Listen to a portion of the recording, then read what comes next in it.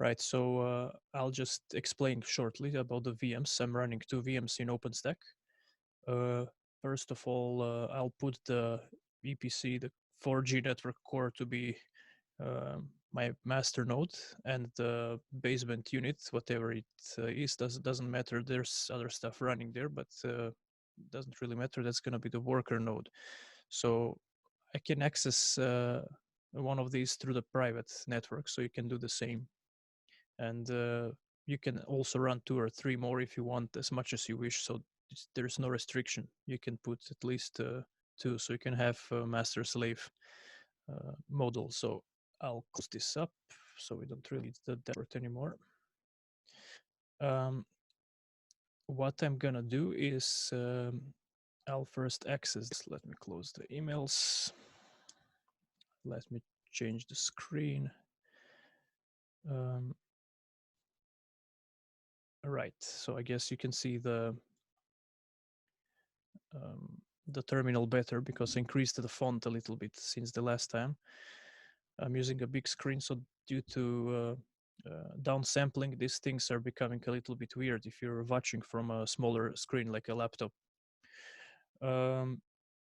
Another thing I wanted to mention is that you have a file that I published on Canvas. It's about our exercise that we're going to do, so you can download that. It's a PDF. It's called Kubernetes for production-ready clusters with Prometheus monitoring.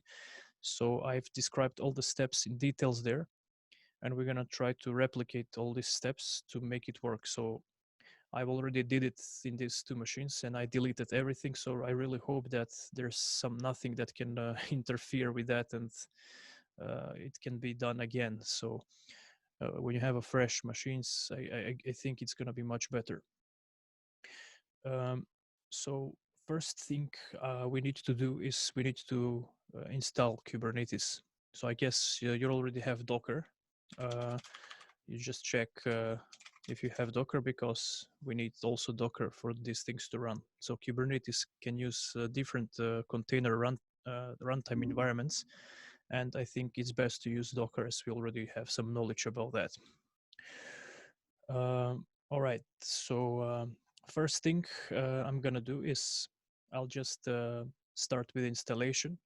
You can go to the official website of Kubernetes, but I have provided all these steps in the file, or you can just follow my typing. You can do the same. So first thing you need to check is the 2 machines, whether they have something called product UUID the same, because we're running things in VMs, so it can happen that they are sharing the same UUID, which shouldn't be the same. In order to do that, you need to type the following. If you're not root, just sudo cat sys class DMI ID product UUID. So this number shouldn't be the same factory number as the one from the other VM. So I'm going to switch to the other VM. So I'll just type the same command. I'll copy it from before.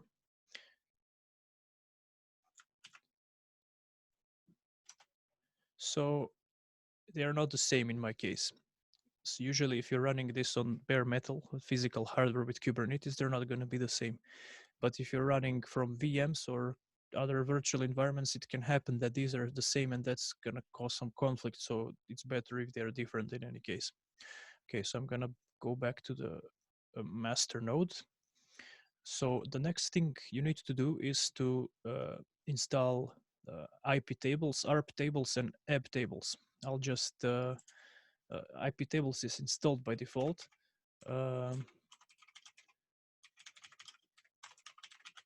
You need to install AB tables if it's existing, and also ARP tables. So they're already installed in my case, and we need to set them in legacy mode, because if we don't do that, there's stuff that are working in the processes of these filters and they're gonna interfere with what Kubernetes is gonna do. Kubernetes can be set to use IPVS, like we talked in the slides yesterday, but you need to install IPVS admin for this, and I'll show you later about that. So first, we just need to update the stuff to use legacy mode.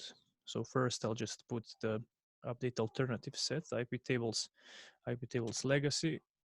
So there's no alternatives for IP tables in this case, which is good. Because if one component uses one thing and the other component uses other thing, we're gonna have a problem. IP6 tables as well, because they're both the same. That's good. We don't have a problem there. And I'll do the same with ARP tables. No alternative. That's great. And this, I think I've deleted this already, so it should do this just in case. All right. So next, what I'm gonna do is I'm gonna make sure that the IP tables is set up for Kubernetes to see bridged traffic. So the way you're gonna do that is I'll just copy paste the comment.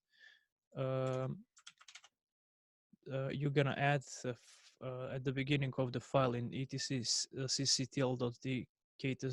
There should be a file like this, or it will just make the file, and it will set up these two rules in order to get this ready for Kubernetes later. And to apply this, just type sysctl system, and this will be applied. In my case, I think it's already done before, so I'm repeating these steps. So first thing, if you're using different OS, I don't know if you're doing this on Mac or on Ubuntu or Core OS, or if it's something different. I think it should be very advisable to disable Linux. So first thing you need to do is to set enforce 0. If you don't have anything like this, it means you're good. You don't need to install Linux utils. They should be removed in any case. If you need to remove it, the one way you can do, I just had the command there. You can do this, and this will disable Linux. But in my case, I don't have it, so this is good to check just in case. If you don't have that, then we're good to go. Next thing, you need to turn off the swap. Swap of -a, I think it was. Yeah, so just turn off the swap partitions and all of that, and that's gonna be fine. Then the next thing you need to do is apt-get update. So update to make sure everything is in place. And then just install LVM2. I think if you're using Ubuntu 18, this is installed already by default. Yeah, this is 18. So if you see if LVM2 is not installed, just install LVM2. So this one is already installed.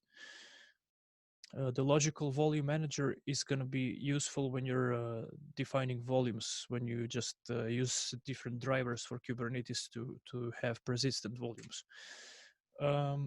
So next thing is to install apt transport HTTPS and curl. If you don't have this, usually these are installed in 18. So apt transport HTTPS, so you can have internal HTTP mapping. So this will be useful for the dashboard and things that we need to access from outside. So this is already installed in my version, and everything looks good. And now we can proceed with installation of Kubernetes. So in the file, you can find the line where you need to just download the key. And this is from the Google repository, because Kubernetes was at least Google's project. So these things are still set there. Just add also the repository, so we can use apt install. And yeah, just normal update. So the repositories are in line. and we install 3 things on the master. So the master needs to have the kubelet service, the kube ADM, which is the administrative console for Kubernetes, and kubectl, the command line interface control tool. So that you can do in one line. Actually, you can just install them all in one line: kubelet, kubeadmin, and kubectl. So this will install all these things, and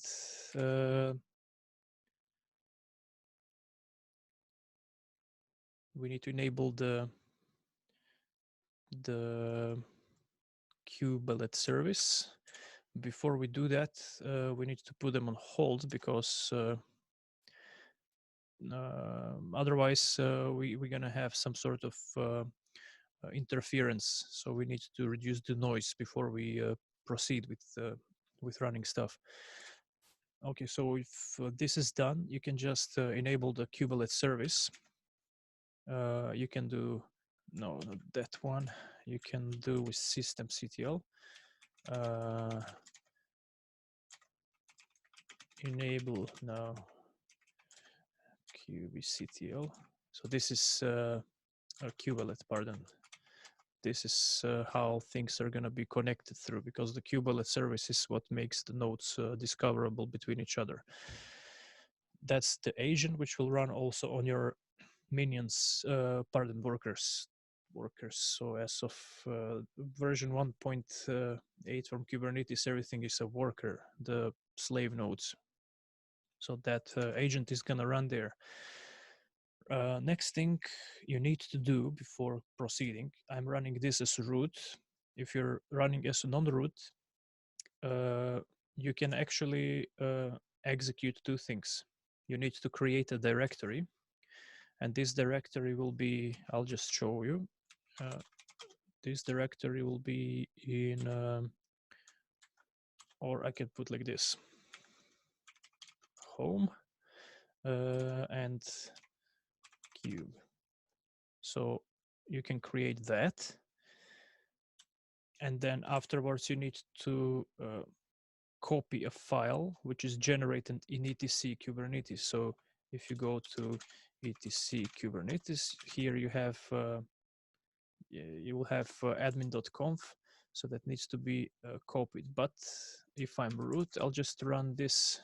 Let's go back to root. I'll just run this command, and that's it. I think it's simpler to do this. So if you're a root, you can do that. If you have any types of firewalls, just disable everything. And also, I forgot to mention, in OpenStack, make sure you open all the ports, because Kubernetes has some requirements. You can see that in the document I provided. So there's a couple of different ports, very random, not related to each other. So these have to be opened in order things to work either between the worker nodes and the master, or from outside. So we will need some ports opened. In any case, for now, you can just disable firewall D if you have firewall D installed. You can do that by systemctl disable firewall D. I don't have that actually, so if you have any kind of stuff like that, just turn it off. And yeah, next you need to start the kubeadmin.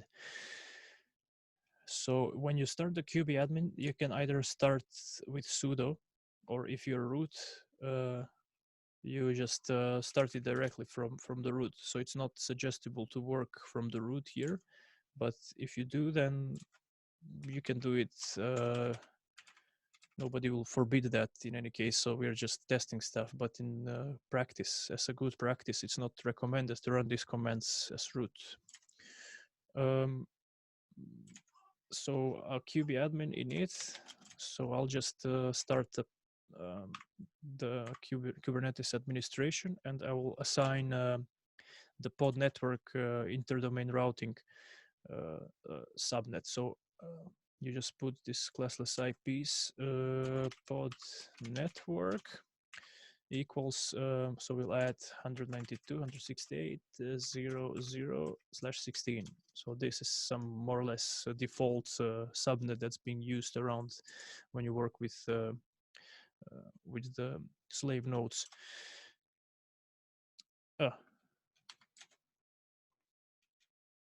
Pod network, classless interdomain routing.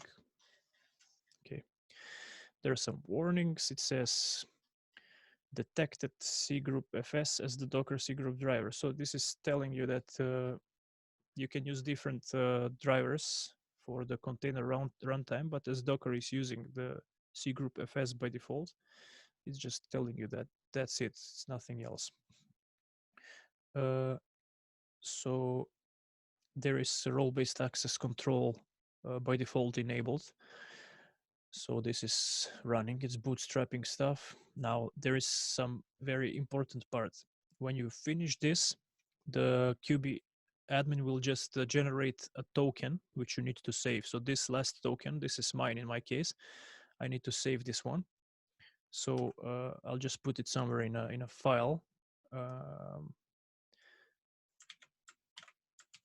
You'll need this later, so just save it somewhere because it's gonna go away. If you don't, then what you need to do is you need to generate it again. So there will be a command to generate the token again. We'll come to that part. So this token is going to be used for registration of nodes. So you can use this command to type it in your slave node. So I'll just go to the let's call it slave node. So it's just my ancient dictionary in work still. The worker node will just receive that whole thing that you just copied. So you can copy paste it there. So what will happen? This node will request the actual joining of so itself to join to the actual cluster. So you're doing reverse joining. So this can be also provisioned with provisioners like Terraform or Ansible. But in this case, I'm showing just manually how we can do it. Later, if you're if you have some knowledge into that, you can do that. We can talk also a little bit about Ansible and Terraform in the end when we speak about Ceph storage. So I can show you also some tricks with this. Before we do this, we need to install kubadmin because there's nothing on the slave node, so you can't do that. So for now, just cancel this, and we need to do the same process here. We don't need kubectl, but we can proceed with installation. So I'll just do the same things there. For now, I think I have everything installed as before. I'll try to just update a little bit to see if this is all fine. I think it's gonna be okay. Next, I'll just add the repositories. So first, you just have to add the key, the same key. I think this is added already. Then I'll just add the repository, and in the end, I will update and install the kubadmin. Okay, unable to resolve host. Sure, this is because it's from OpenStack, so that's not an error or anything like that.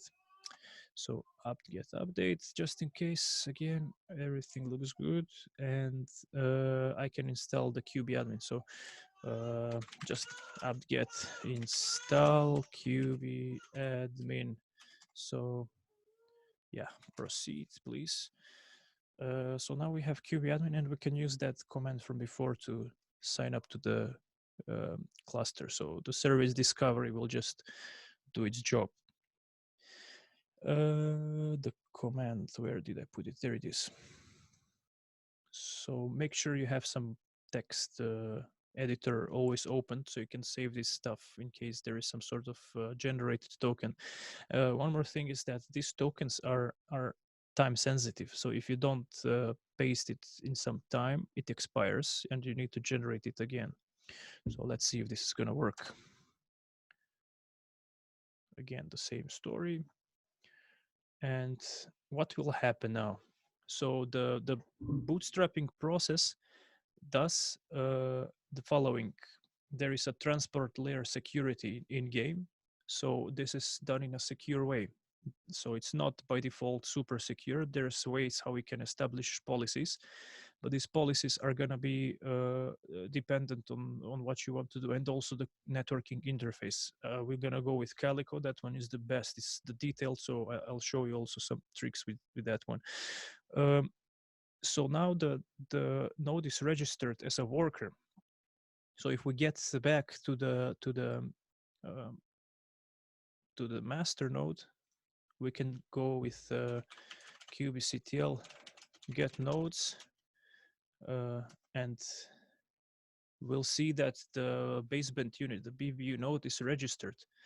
It doesn't have any role. You can use RBAC to assign roles for that, if whatever it is. So there's ways to provision stuff. So for now, we're just gonna leave that. We'll go quite basic. And you have deployed with this your first Kubernetes cluster, and that's it. It's quite simple, but we're not gonna stop there, of course. So what you can do with this, you can check stuff, but before we proceed further on, we have to install networking. Before you touch anything else, first I need you to go on this link, because I think this is the latest one. I'll just paste it there. There is already a YAML file generated from the team from Tigera. They just made the Calico BGP plugin for Kubernetes, and this is a huge file. So if you want to do it yourself, it's not going to work. This is a huge work. So in order to apply it, you can just use the hyperlink, and this is already a ready plugin. So it will apply a whole BGP network in the cluster. So when we press this, Calico will be installed, and that's it. Now you have Calico network. So if I go kubectl get pods, and if I press all namespaces, or if you don't want to type literally everything like this, you can put -a, like all namespaces, so you can check all the namespaces. So now it will list all the pods in all the namespaces. If you don't designate that, it will just give you the pods that are put in the default namespace. So usually you don't provision anything in the default namespace by default. All these things are done in the control plane. So when you get, like for example, kubectl get namespaces, you will see which namespaces are active. So Kube public, Kube node listen system, those are control plane stuff. But if we just list the pods in all of this, they will be listed literally like from everywhere. So we just took kubectl get pods. Let's put it the whole thing, all namespaces, and now we will get the pods from all namespaces. If you want more details, you can put -o wide, and you will have bigger detail if what's the node. There's maybe some additional stuff, so it depends. You can see that the Calico controllers are running and the agents are provisioned already, and you have two types of networks. So the control plane network, that's for pushing stuff through the Kubernetes cluster, and you have the actual worker nodes subnet. So these are two subnets, and this is actually the control of the Kubernetes stuff. So this subnet is going to be routing of things that are concerned literally about your physical node. If we go to the other node where these things are running already, you can check that if I just do docker ps -a, you can see that there's lots of containers provisioned here, and some of the Calico containers are running. So this is how things are being controlled. So 192.168 something is going to be how this node is going to be reached from the master. So we go back to the master, and the next thing what we want to do after this is to try to install the dashboard. So this is where things can get tricky because of versions. I did something with a previous version and it didn't quite work.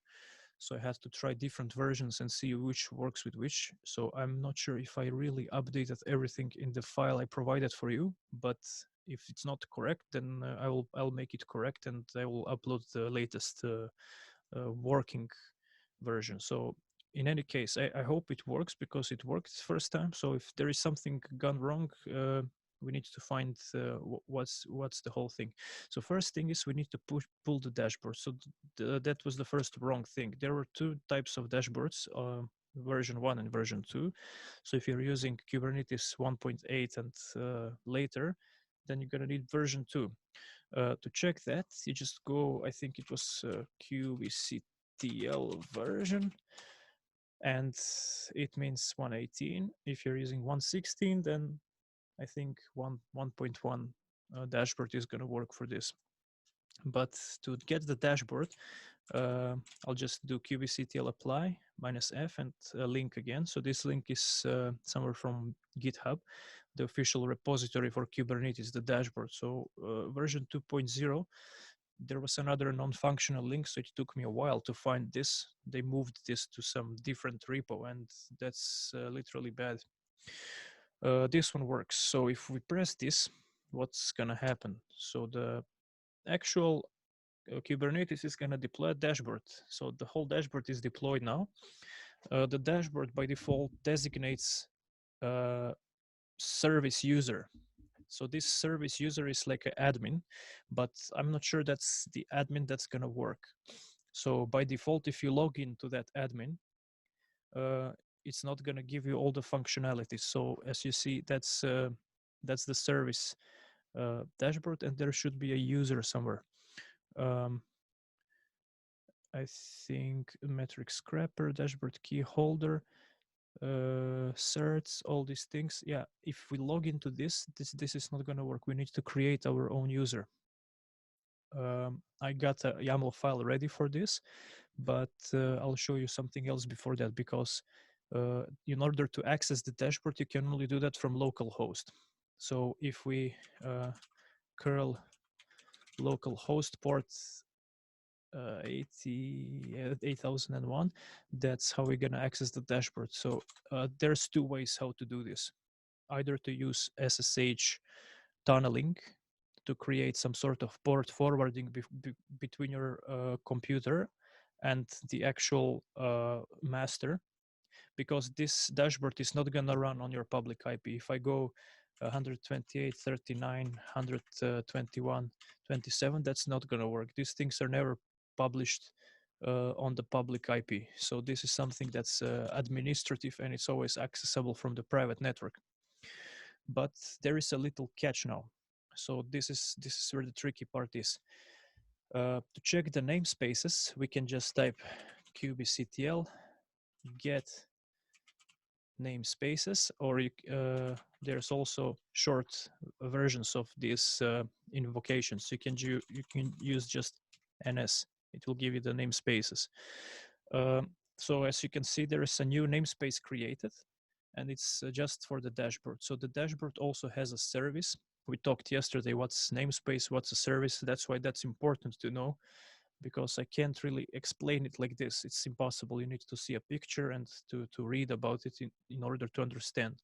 So there is a daemon running. There is a namespace. In a specific namespace, it's isolated from everything else, because yeah, the dashboard is going to be more control plane. So if you're running app, you don't want that app to interfere with your dashboard. Dashboard port 3030 or something is not going to be your app's port 3030. They're going to be routed through the SDN in a different way. The Calico network that's been provisioned in the background is super complex and is making sure automatically that this routing is set properly. So to access this dashboard, you can actually do a couple of ways. First way is to create a port forwarding rule, either with kubectl, or you can use SSH. So I can show you how we can use SSH. Let's go first to my initial PC. Let's get out of the VM. Let me just run the Linux terminal.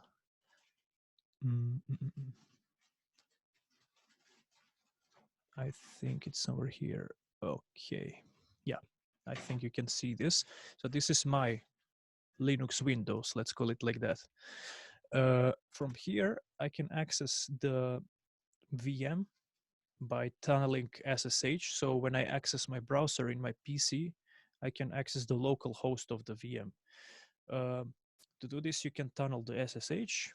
You just, I think I've put somewhere also command for that. So you can use SSH -L, and you put some port. I think it was 9999. And then you just put the local host on 27001, and you can let this run, because then you will just have everything tunneled at the same time. And translate the port that the proxy will run. So this is something I'll get back to. Just put 8001, because that's the port on which the dashboard is going to run and the proxy is going to point towards. Then you will have -n, you will have -f and -l if you're running from Mac. If you're running from Windows and Linux, then you don't need this. Just put your actual IP from the virtual machine. So if I do this, I'm tunneling only SSH to that host. It requires password if you have already implemented your private key. So everything's set in my place. I just need a password, and that's it. So if you go to check this process, you will see that there is an opened tunnel running running here. If you need to stop this, you just have to kill this process, and that's it. So for now, we're gonna let it run. And if I go to the browser, if I type localhost 2.9999, I will access everything that runs on this VM on localhost. So that's one way. Another way to do this is to port forward the dashboard directly. But first, let's get back to the main master node. So here in the master node, if I want to access the dashboard, I need to run the proxy. So kubectl proxy, and the proxy listens by default on 8001. So it's already running, it looks like. Let me check quickly what's running, if it's something wrong.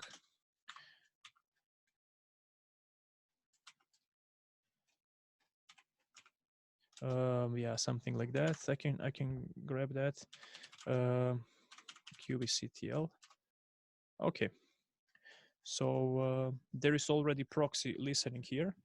So you can, in order to run the proxy in the background, you can just do this, and the proxy will open its own small process, and it will run in the background, so you can continue typing stuff. But in my case, it's running. So if I just go to the local host, 8001, it will give me something, right? Right, sure. Proxy error certificate signed by an unknown authority. Yeah. So it means that something is running. Now, if I want to access this through the web browser on my PC, I'll just turn the picture on my web browser. There it goes. So now we are at the browser. I'll just put it low like this so you can see better. I'll go to HTTPS 127.0.0.1 and the port that we are tunneling, not the port that's 8001, because this PC doesn't know what's 8001. So if we go there, secure connection failed, and you're gonna have to trust this somehow. If you have another browser or something, I'm not sure I can access this through Firefox. So it's about the cert. In any case, I can switch this off and I can show you how you can do this in another way. New share back to the. So if we just stop the proxy, so I'll just kill this process. Kill -9. 1739. Now we don't have the proxy anymore. So if you try curling localhost, there's nothing there. Connection refused. So next way how we can do this is you can just check in which namespace the dashboard is running. To do that, just use kubectl -n Kubernetes dashboard, because that's the name of the namespace, I guess. Yeah. Get all. So you're telling that you want to see what's everything in this namespace. -n stands for namespace. It means let's check this namespace and let's take everything was there. Services, daemons, replica sets, everything, whatever runs in there. So if I press enter, it will bring me back stuff that are running there. So what they have, there's two pods, and these pods are provisioned probably either, yeah, it means 1 from 1, so they're not replicated pods. It means they're running in just one copy. So these pods are provisioned either on this host or they're provisioned on the other host, the worker one. If you want to provision stuff on this host, you need to remove it from, I'll just show you the command. It's quite simple. You need to remove this from, let me check. I have saved this somewhere.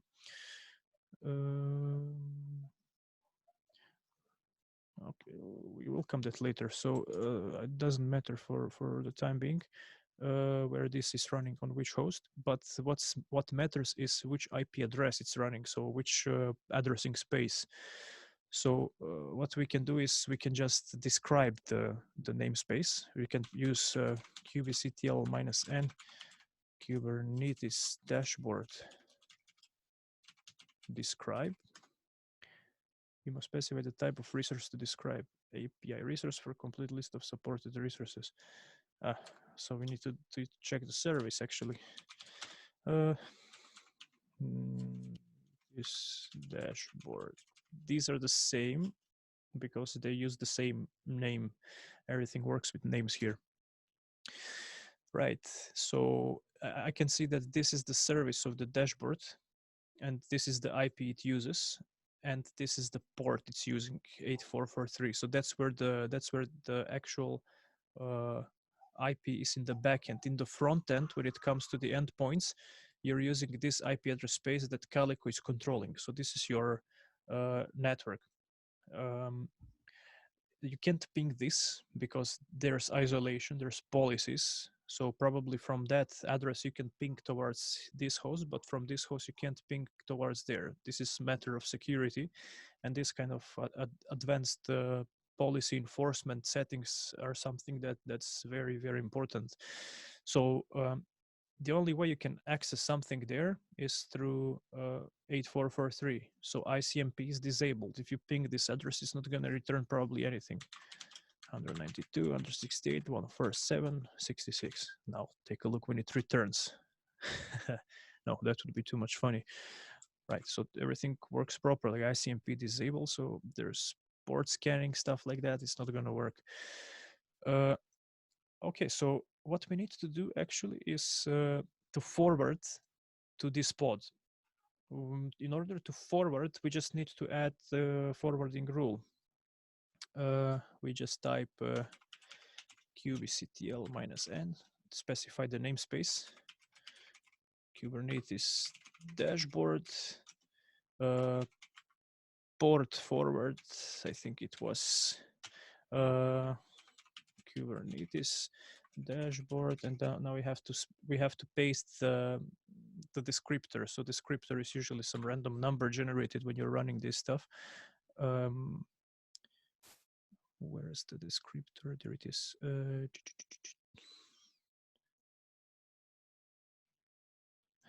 No, the pod. We need to send to the pod because this is the descriptor of the pod. So we need to copy this. So you're forwarding towards the pod. That's what it means. You can't forward towards a service. It's not going to work like that. And you just have to define what's going to be where. So you put some ports that you want to access from outside, like 8000, let's say, and you forward on 8443. So it means that all the traffic that's going to come from the 8000 public, let's call it public ports, is going to go to 8443. So the way you can do this, just press enter. I think this should work.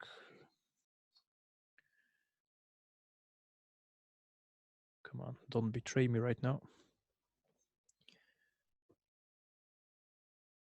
After this, you need to create the administrative user for the dashboard in order to access all the resources that are available. Otherwise, the out of the box one is not going to work. Maybe for some people it works. I've seen a lot of examples and discussions before, so everybody will tell you something different. Oh, right, sure. Why work when there's always going to be something that can interfere? Let's try to copy stuff. So just for the sake of being secure, kubectl-n. So I'll just copy the words.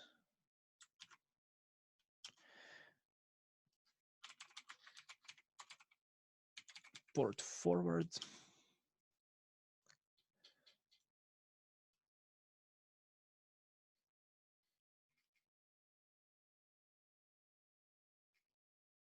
And I'll just copy the whole thing. There it is. This is Metric Scrapper. It's another service that's running together with the dashboard that's actually taking information from your stuff. And the dashboard is representing this. So this is something like Hipster running. I'm not sure what exactly it runs, but it doesn't really matter because the Kubernetes dashboard is used for you to make things provisioning easier, so you don't have to use YAML files. So as it's easy to do with YAML files, this is going to be even easier, so you can do everything through the dashboard. But let's try. If it doesn't run, then there's always something additional coming out. This is just the second way. That doesn't really matter. You can do it. There is also, you can change something in the service. That in that case, you'll just have to wait for 4.3, was it? Yes. Again, error from server, not found. Pods, dashboard, metric scrapper, not found. Oh, I'm just copying the wrong one. Not cool.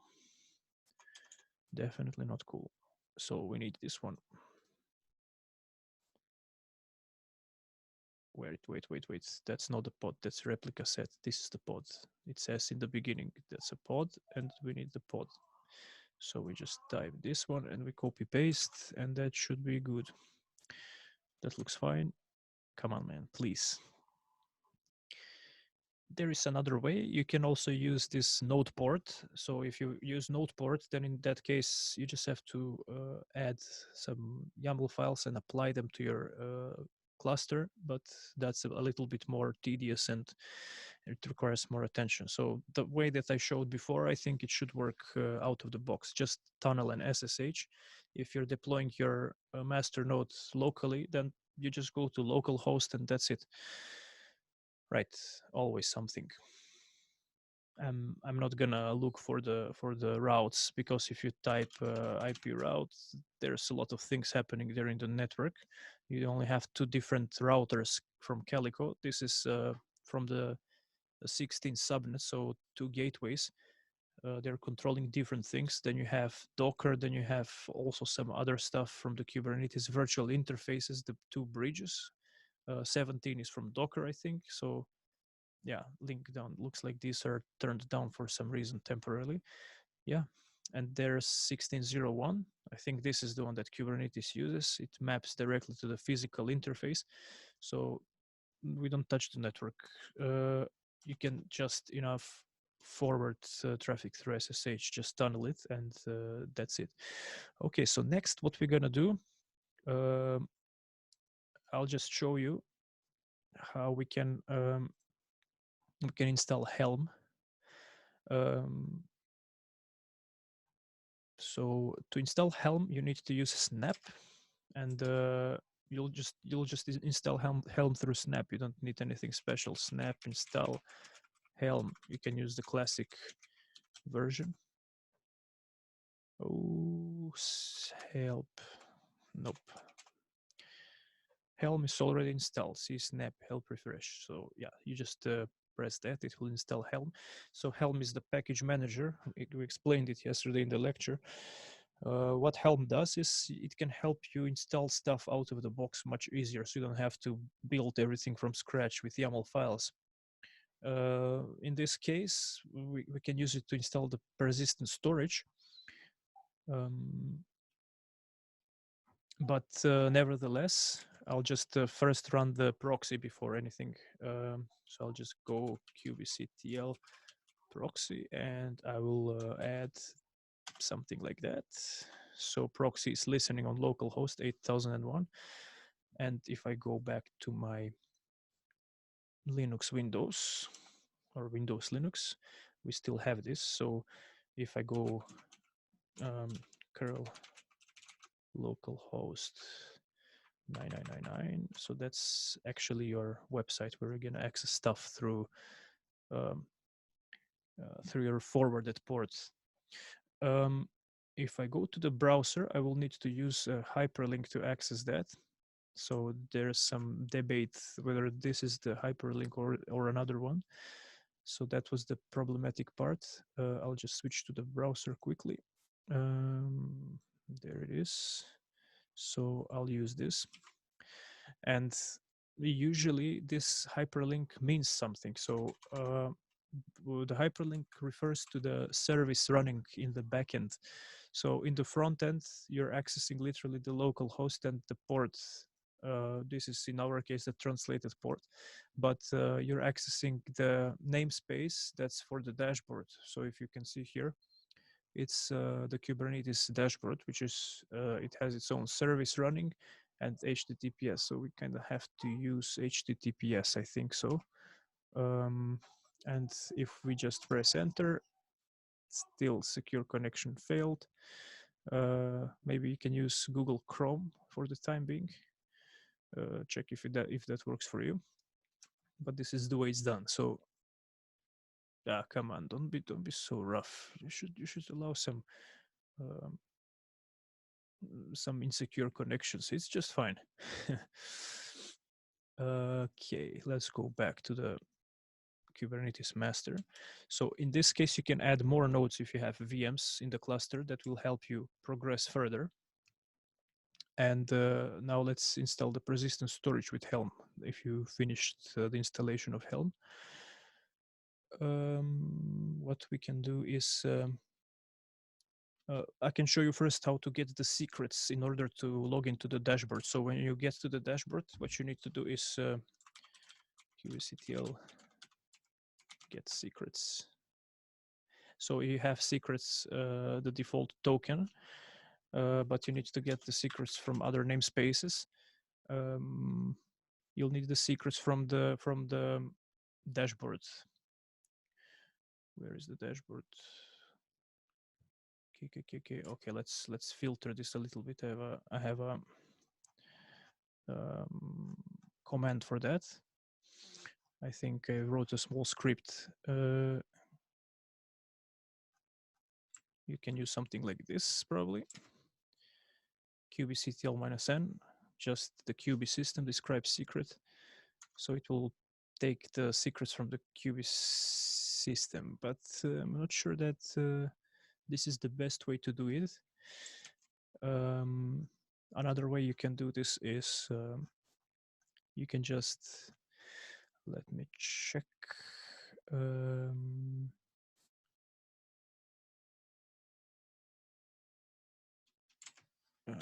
Kubectl get the secrets, and we have the default token. We should have a secret generated for the dashboard. For some reason, it's not around here. Kubectl get namespaces. Okay, let's see. Kubectl get secrets -n. Let's see if we can get it like this. Dashboard token key holder series certs. Well, certs are installed, so it means that there is some problem in that domain. But yeah, we need the default token. So we'll just copy this.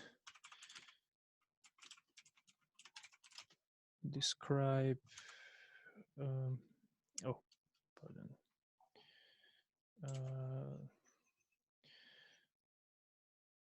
We need to type this describe secret. Just a second. Secret. Yeah, something like that. Nope. Oh, right. Yeah, I completely forgot. We need to create the administrative user. That's why this is just a temporary token. The token for logging in is generated based on your user.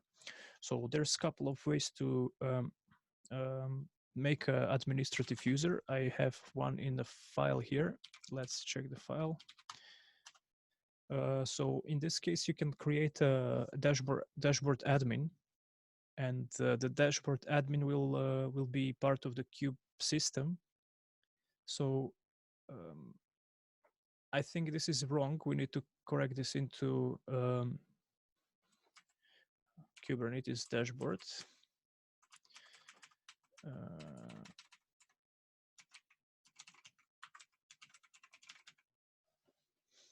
Right. So that should be it. It has some automatic role-based access control as an admin, and that should do the trick. So what this is going to do is going to create an administrative user that you can use to log into the dashboard, and it will generate a token. And after that, you can come to login in there. So I'll just save this. I will provide this later for you. I will add some more stuff. So we're not going to record the whole video in one take because it's going to be too long. So I'll just add some additional stuff, and later I will also record and post for you, so you can check about Prometheus with Grafana, how to deploy that. There's a little bit of a trick to do there, so not to complicate it too much. It's very enough to install this and to keep it running, so you can deploy some basic apps and get the hold on of what namespaces are and pods and how these things run. So I just need to apply this. So what I just do is kubectl create -f and the file name. I say cluster. Yeah, I think that should do the trick. So if we go to the namespace where we created this user for that namespace, administrative user, we can check how this works. kubectl -n Kubernetes dashboard. So we just describe the SA. I'm not sure how it was. I forgot the name now. Was it SA dashboard admin or with the normal? Okay, let's check it. I think it's SA cluster admin YAML.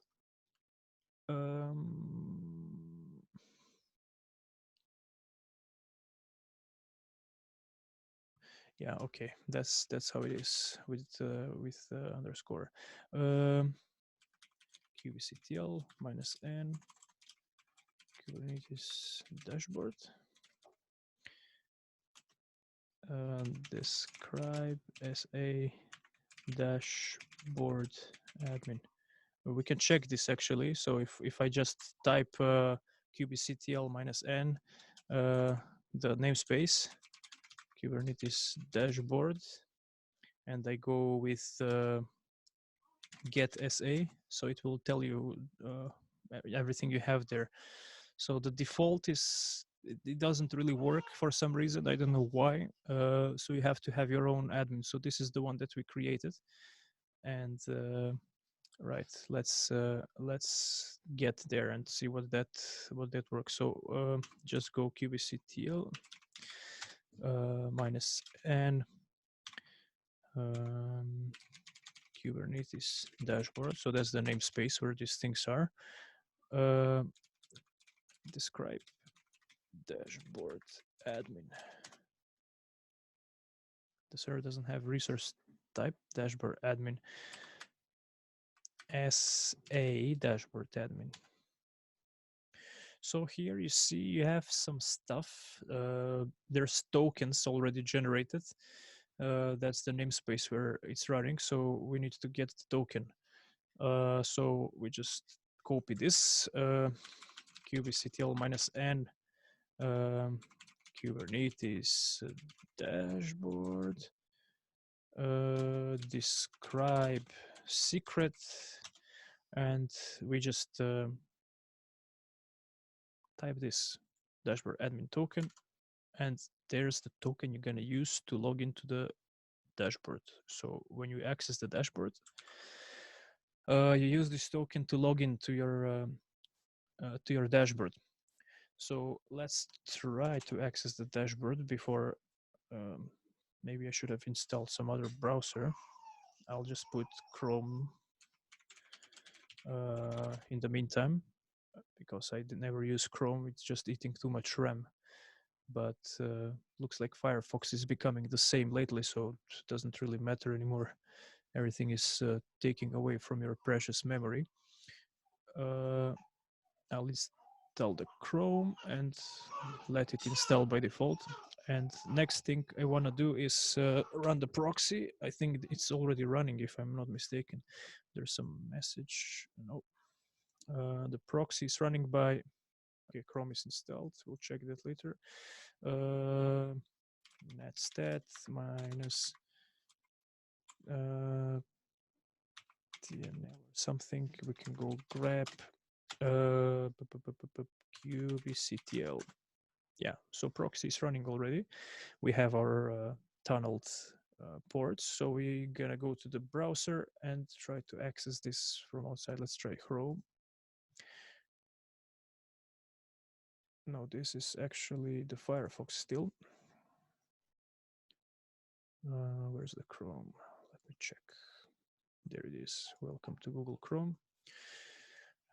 So what I need to do is I'm gonna pass the link from the document, which is for accessing the dashboard. So localhost. That I'll just change the port. This is if you're accessing it directly from the VM, but we can't really run a browser on the VM. You can if you have a desktop or something, but you don't really need to do that. HTTPS. Let's hope we can bypass all that thingy. The site can't provide a secure connection. Localhost sent an invalid response. Well, this is new. Last time it said something different. Try running Windows. Maybe my gateway at home is blocking this. In any case, the dashboard will open. So what you need to do is you need to go back to the EPC, to the main master, and you need to copy this this token. So when you use this token to log into the dashboard, and that's it. So you're done. Too bad I can't open the dashboard to show some stuff. Maybe there's something wrong with my network configuration right now, but that's more or less it. What I'm gonna do is I'll check the file, because we can install some things, and I will provide you the script to install Storage OS with Helm. So Helm uses you can use 1 or 2 nodes, because I don't really have 3 nodes here, but in high availability, it's always better to have more than 3 nodes of a storage system. So to have copies of the data. I'm just gonna put all this. Oops, that's a mistake. So I'll go line by line.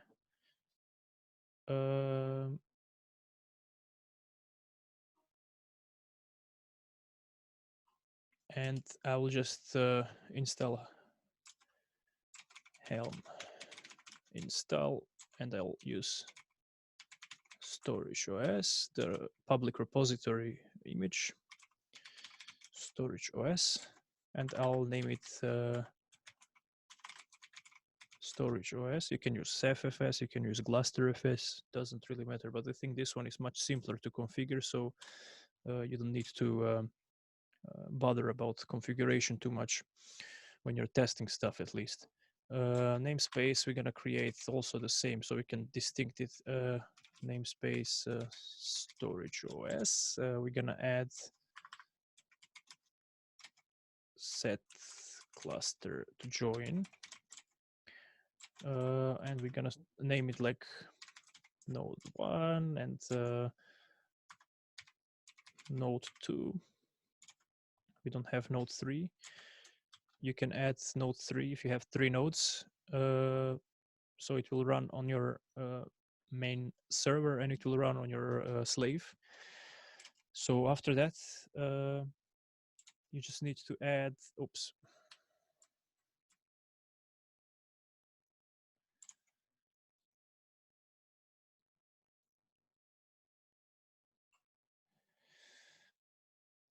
Unknown flag name. Let's try like this, I think. Nope.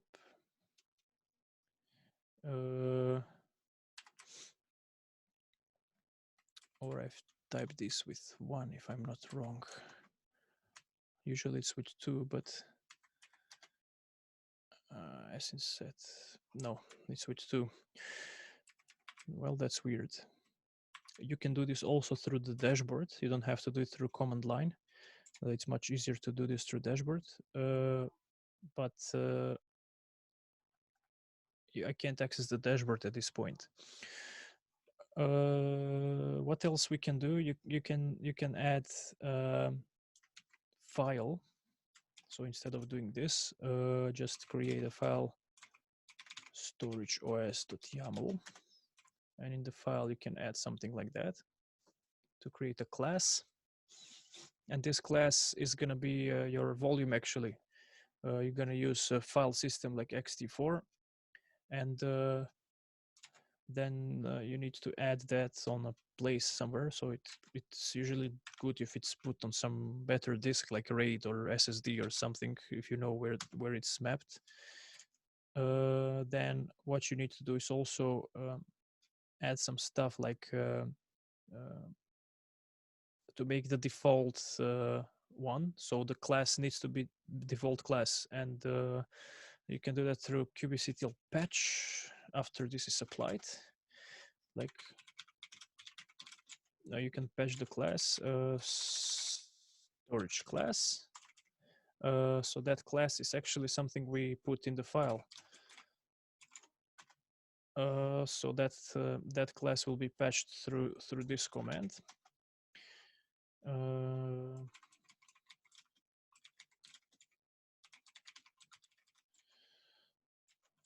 Past minus p, and then you can add some metadata that you can omit later, or you can just do this. I'll just try to paste some of that, so you will have something like this. So what this does is making the class default. So, and that's it. And the storage OS will be installed. It has its own dashboard. In order to check the dashboard, you need to run it through 5705. So I think it runs on localhost 5705. So that's how we're gonna manage the storage. And that's it. Next, what I'm gonna do is I'll record one more video so this doesn't become too much confusing, because this is just for persistent storage. You don't really have to do it it's for testing, and more or less it's the same way how to install all other plugins. But in order to proceed with Prometheus and Grafana, we need to add some couple of stuff. I've provided this in the file there, but first of all, you need to make sure that you can access your dashboard. If you can't, I will provide more information in this file, because there's a couple of ways how you can do this. probably the VM will be filtered, or your host will be filtered, or something will just stop at some point. And I'll just explain. Let me just get to the document so you can see. Okay, so I put some information. You can find this on Canvas. Everything's there. I will show you also something plus, because this is a little bit advanced. If you want to start from scratch, you can go on these two links. But to install it at your convenience, you can either use QBadmin or you can use Minikube. So there is K3S, a small version for edge computing. Then you have Minikube. So Minikube is just going to run on one host. You can run it on your laptop and have fun with this. So it's much easier to install than QBadmin. So this is if you want to run things in production and use high availability clusters. There is another thing. It's called interactive tutorial. So if you go on this link, this is something that you don't need to worry about, and everything runs in their own premises. And it will start literally from scratch, what is what. And I suggest strongly that you just go through this, and it really doesn't require any skill. So when you go start scenario, it will go with Minikube. You can also install this on your PC. You don't have to do it here, but in order to bypass installing, you can work on the stuff here to get your grip on the command line of Kubernetes. And then you can proceed with the file I provided. You can try to make this stuff for your project too. If you type Minikube version, it will tell you the version of Minikube. So Minikube start. Now it's going to provision the Minikube on this small VM or whatever it's running there. I think it's a container. Yeah, it's just a bootcamp terminal. And then you can go further on. And when this finishes, you can proceed further on. This is very nice. It has literally everything there.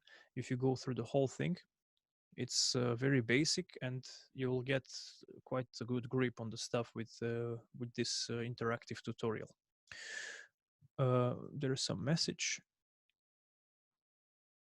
You can't see the terminal. I'm not sure because I'm sharing the browser. Maybe if I share the whole screen, it's going to be better.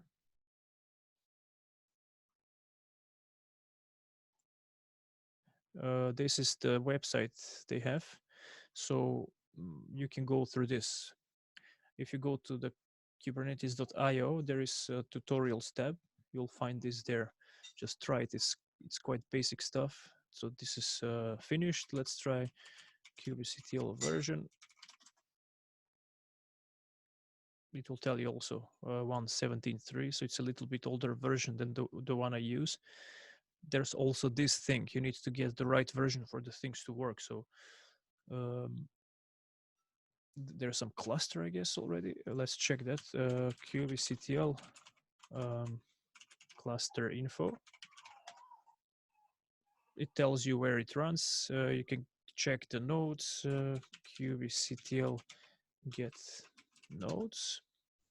It's only one because we don't run really 2 or 3 like we did in our case. So it's quite convenient to try these things through this. So it will just ask you, oh, was it good or was it not? And you proceed further on. Then it explains you some stuff that we talked about before. And then you go further on. There is a second module. So we did this, but now you can create a deployment. You can create, you can get the deployment, and then you can see, you can add some stuff. Then you can try to access this on localhost. If port 8001 is not accessible, ensure that the kubectl proxy started above. So more or less all the things I described so far is just localized, so you can play around.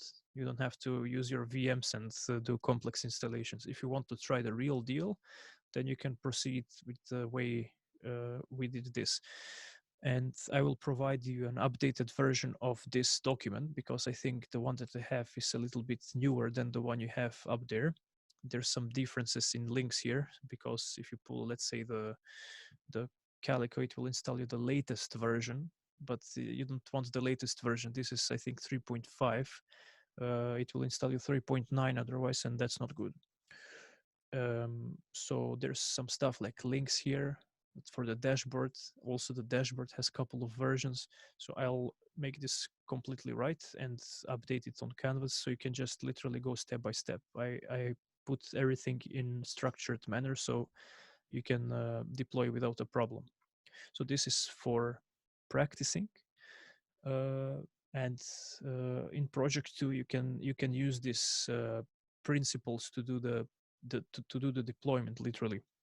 So what's important, I can stress it again, I wrote it in the description, but also it was in the video. It's important that you document your work, that you write what you did and where you failed, because sometimes you see the version can be a problem and you need to say that. It's very important. Like, if I don't know that the version is a problem, I will start troubleshooting things for days, maybe weeks.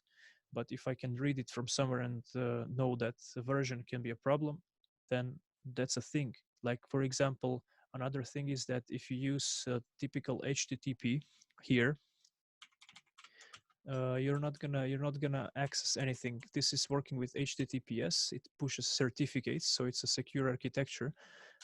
This is not gonna work. It's gonna tell you something else. Now take a look. It's gonna say that the dashboard can't be accessed because, not because certificates, but some connection thingy, because you don't really have redirection rule. You can add a rule, sure. You can access through HTTP, just IPVS or IP tables here. There's a bunch of rules. That's how all these things work. You can add a rule there through the network and you can access the dashboard, but that's not how this is done. So in a secure way, you need to do it the right way. So as you can see, it says error trying to reach server, dial TCP. So it's trying to get to this port that we forwarded inside, but it's not going to work because that port is translating into 443. So it means it uses SSL, and you have to use HTTPS otherwise. Can't provide secure connection. It's the certificates and it's my gateway. So if you do this in VMs at home on your laptop or something like that, you're gonna circumvent this issue for sure, and you can access the dashboard on localhost. You don't have to use even the SSH tunneling, but that's one way how to do this, and I think it's much better. I found this on Red Hat's website. It's much better than to use redirections here and do stuff like that. So you can just use SSH tunneling. It's much more convenient.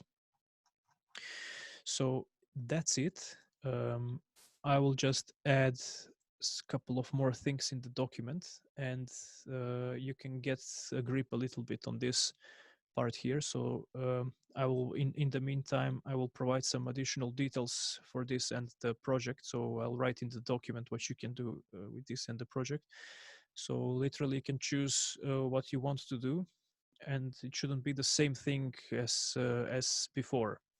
So if you want to deploy a storage solution with this, you can do that. You can use Ceph or the same storage OS that I will show you here.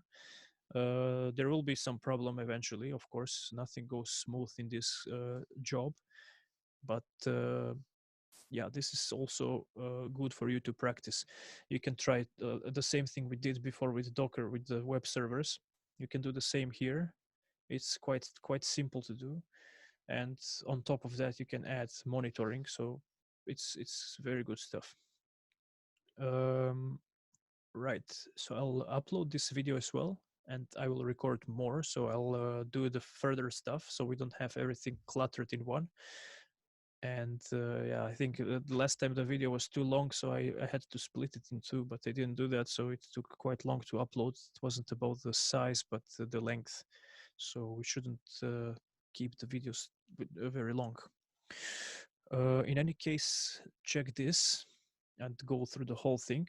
The tutorials will have extensive stuff. So if you try with Minikube, it will tell you what it is, and here you will have the basics, the configuration of stuff. So you can try to do Redis configuration with config map. You can try some stateless applications. You can try to put a PHP with Redis. So there's a lot of generic stuff you can learn, and this is just some basic things. But here, unfortunately, it's not gonna show you the installation, how to deploy it in your own VM or on your PC. So yeah, you can try this. It's just on the website in tutorials. I can stop this for now.